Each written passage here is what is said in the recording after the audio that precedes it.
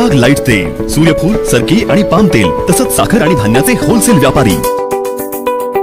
Chirag enterprises, सावी गल्ली, Jaysingpur. Phone 7066 916 916. राजकारण विरहित ग्रामपंचायतीचा कारभार करत असताना संजय नांदणे यांनी आतापर्यंत सहकार्य केले, पण निवडणूक तोंडावर असल्याने हे राजकारणातून आरोप करीत आहेत. भीमगोंडा बोरगाव यांचा ग्रामपंचायतीत झालेल्या पत्रकार परिषदेत पलटवार.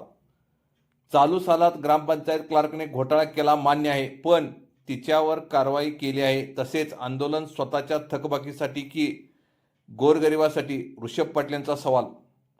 नांदणे यांनी आदेश वाचला नसेल, कारण सवलतीचा विषय गावसभेत ऐच्छिक आहे. विजय खवाटे यांची प्रतिक्रिया. कोथळी ग्रामपंचायतीने गावसभेचा ठराव करून मुख्यमंत्री समृद्ध पंचायत राज अभियानांतर्गत घरपट्टी आणि पाणीपट्टीमध्ये 50% सूट हा सवलतीचा निर्णय फेटाळला आहे.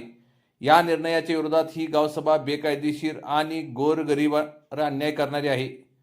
त्याचबरोबर ग्रामपंचायतीमध्ये गेल्या 5 वर्षात घोटाळा सुरू असल्याचा आरोप पत्रकार परिषदेत मंगळवारी कोथळीचे माजी उपसरपंच एडराव गटाचे नेते संजय नान्ने यांनी केला होता. तसेच गुरुवार दिनांक 18 डिसेंबर रोजी सकाळी ग्रामपंचायतीसमोर ठिय्या आंदोलन करण्याचाही त्यांनी निर्णय जाहीर केला आहे. या त्यांच्या आरोपामुळे व ठिय्या आंदोलनाच्या भूमिकेच्या पार्श्वभूमीवर कोथळी ग्रामपंचायत कार्यालयात पत्रकार परिषद घेऊन गावसभेतील सवलतीच्या निर्णयाचा व ग्रामपंचायत घोटाळ्याचे आरोपाचे खंडन केले आहे.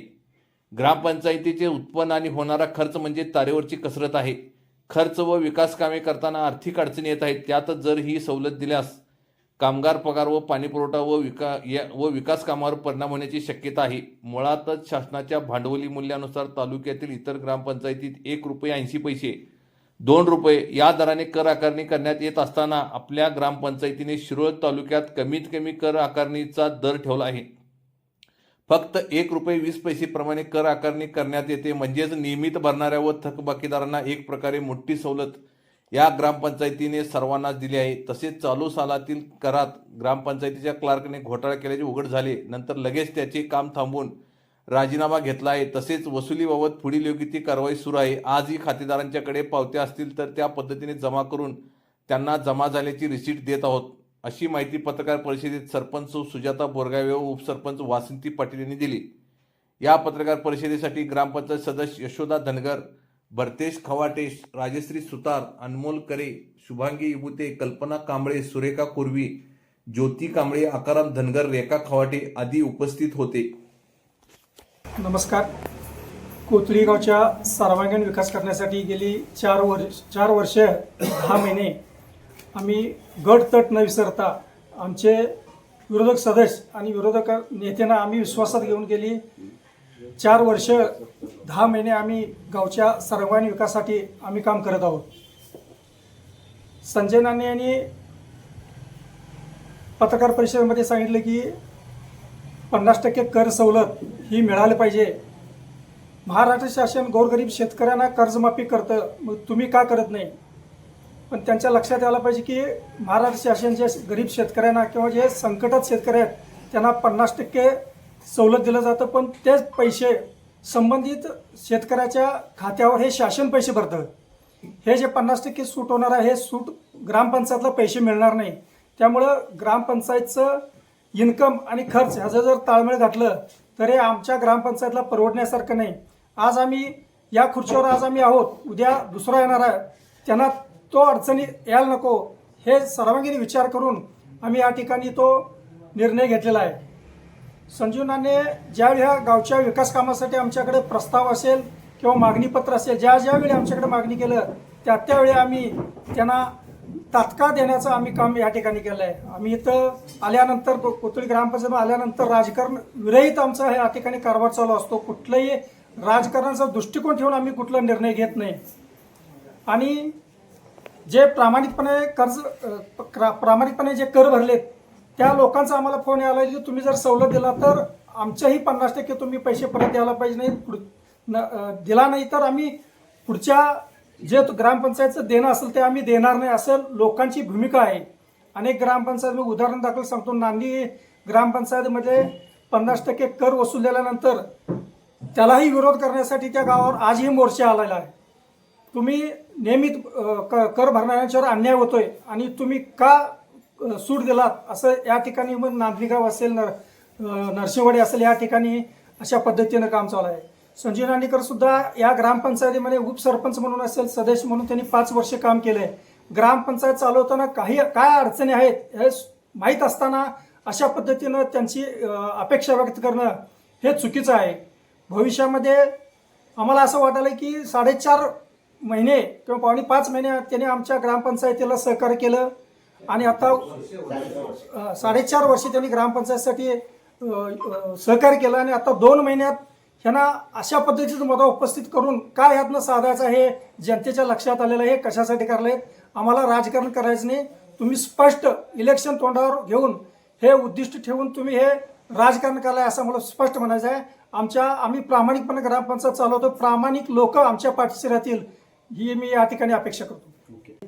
जे प्रामाणिकपणे कर भरलेले मिळकतधारक आहेत त्यांच्यावर अन्याय होऊ नये आणि हा विषय परत जे आता भरलेले घरपाळा पाणीपट्टी ते पुढील भविष्यात ते सुद्धा म्हणजे ज्या माफी होत झालेत त्यांना आम्ही ही सवलत लागू केल्यानंतर जे प्रामाणिक भरणार आहेत ते लोक घरपाळा पाणीपट्टी पुढील भरणार नाहीत. त्यामुळं ग्रामपंचायत चालवायचं कसं हा मोठा प्रश्न आहे. यासाठी आपल्या ग्रामपंचायतीचा फक्त घरपट्टी आणि पाणीपट्टी याच्यावरच ही आपले ग्रामपंचायत सर्व कर्मचाऱ्यांचा पगार असेल, पाणीपुरवठा असेल, विद्युत पुरवठा असेल, ह्या सर्वांचा खर्च या ठिकाणी या घरपट्टी पाणीपट्टीच्या ह्याच्यातूनच भरण्यात येत आहे आणि 100% वसुली होत नाही. त्यामुळं हा निर्णय आम्ही ग्रामसभेमध्ये ठेवून हा विषय रद्द करण्यात आलेला आहे. आणि जे कोणी आंदोलक आहेत त्यांना एवढं सांगू इच्छितो की जे स्वतः या ग्रामपंचायतीचे थकबाकीदार आहेत आंदोलक त्यांनी पहिला आपली हे स्वतःसाठी करत आहेत की गोरगरिबांच्यासाठी सवलत मागत आहेत. ते पक्षाचे प्रमुख आहेत. त्यांनी आपले स्वतःचे पहिला घरपट्टी पाणीपट्टी भरावं मग गोरगरिबांच्या जनतेचा विचार करावा. एवढंच या ठिकाणी बोलताना थांबतो. आंदोलकांचा दुसरा एक मुद्दा आहे. आपल्या ग्रामपंचायतचे कर्मचारी नितीन पाटील हे कर वसुलीमध्ये अपहार करून त्यांनी बोगस पावती या ठिकाणी मिळकतधारकांना दिले असा त्यांचा जो आरोप आहे. आम्ही नितीन पाटील या कर्मचाऱ्याला बोलवून घेऊन त्याचा राजीनामा घेऊन आणि त्याची जी रक्कम आहे ती रक्कम त्याच्या प्रायव्हेट फंडातून आम्ही तो भरण्यास तयार आहे. या अटीवर त्याला आम्ही आणि जे रक्कम परत वाढले तर त्याला 3 ते 4 महिन्याचा अवधी देऊन तो विषय त्यांना या आणि जे पावती आहेत ओरिजिनल त्याच्या प्रायव्हेट फंडातून ज्यांच्यावर अन्याय झाला आहे त्या मिळकतधारकांना आम्ही ते पावती करून देत आहोत.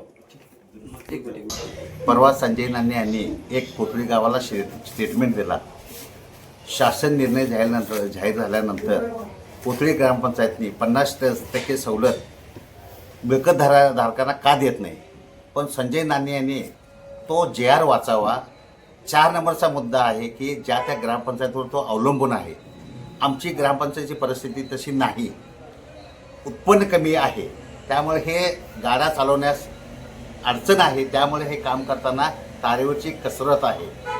एकूण आपल्या ग्रामपंचायतचा वर्षाचा डिमांड 52 लाख आहे. त्यात खर्च वर्षाला जवळजवळ 47,84,000 लमसम होईल. त्यामुळे हे काम करत असताना तारेवरची कसरत आहे. त्यामुळे हे आम्ही 50% सवलत देण्यास आम्ही तयार नाही. त्यानंतर 50% सवलत देणारे 14 तारखेत मोजकेच ग्रामपंचायत आहेत. तरी प्रत्येकाची अडचण आहे. त्यामुळे येणाऱ्या आज आम्ही उद्या दुसरी वाढ येणार आहे.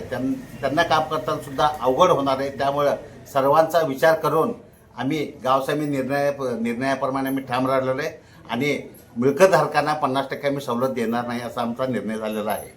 त्याच 3 टाइम्स न्यूज चॅनलला सबस्क्राईब करा, लाईक करा, बेल आयकॉनला क्लिक करा. ताज्या घडामोडीसाठी आमचा नंबर आपल्या ग्रुपमध्ये ॲड करा.